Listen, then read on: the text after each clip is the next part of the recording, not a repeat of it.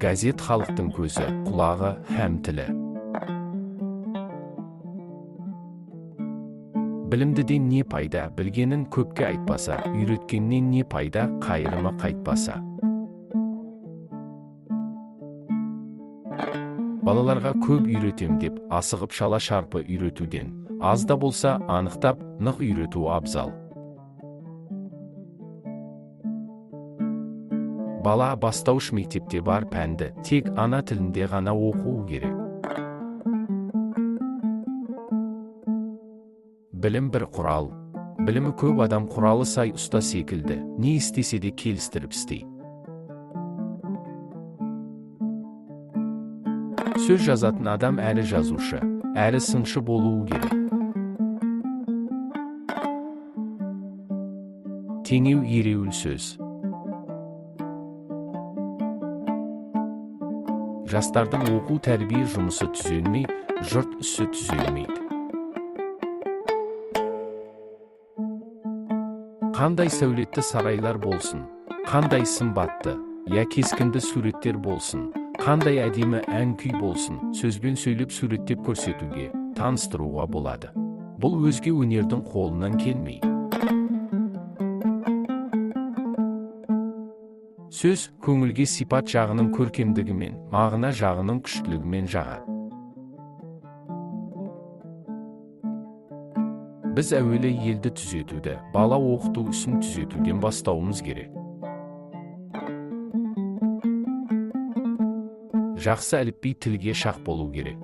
Өлшенбей тігілген о жер, бұл жер бойға жуыспай, қолбырап, солбырап тұрған кең киім сияқты, артық әріптері көп әліпбиде қолайсыз.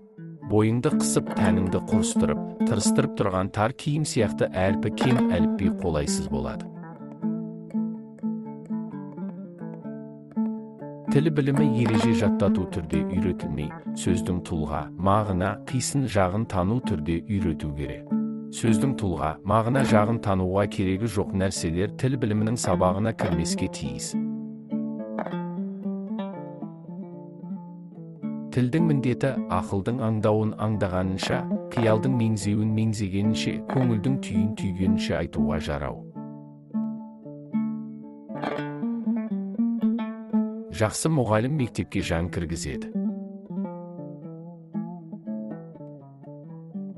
Сөйлегенде сөздің жүйесін, қисынын келтіріп сөйлеу қандай керек болса, жазғанда да сөздің кестесін келтіріп жазу сондай керек.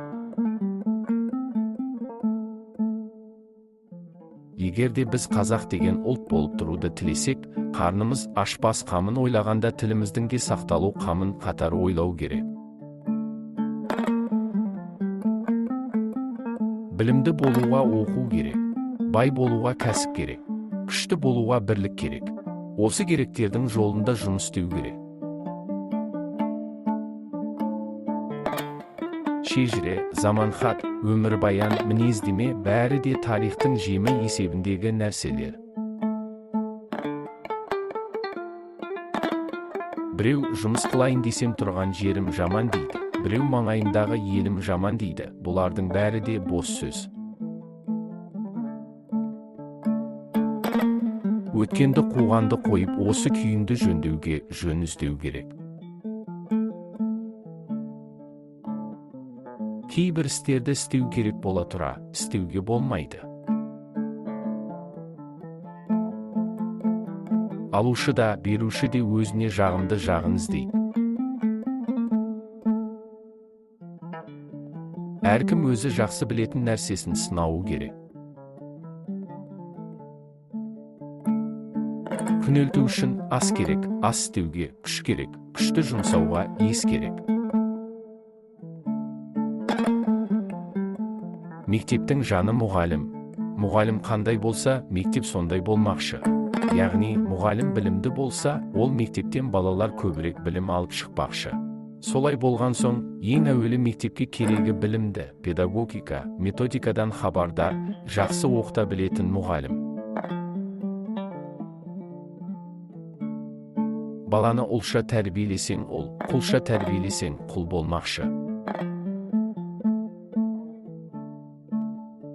Жұрт керегін білетіндер көп, істейтіндер аз. тілі жоғалған жұрттың өзі де жоғалады. Балам деген жұрт болмаса, жұртым дейтін бала қайдан шықсын? Біздің заманымыз өткен заманның баласы, келер заманның атасы.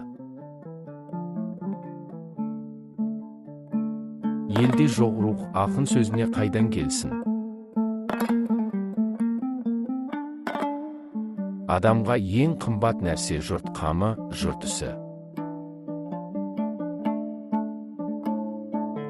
Жаман іс әркімнің қолынан келеді, жақсы істің қолдан келуі қиын. Тілдің ғұмыры ұзақ, оның жолы жылдап емес, 100 жылдап емес, 1000 жылдап саналады.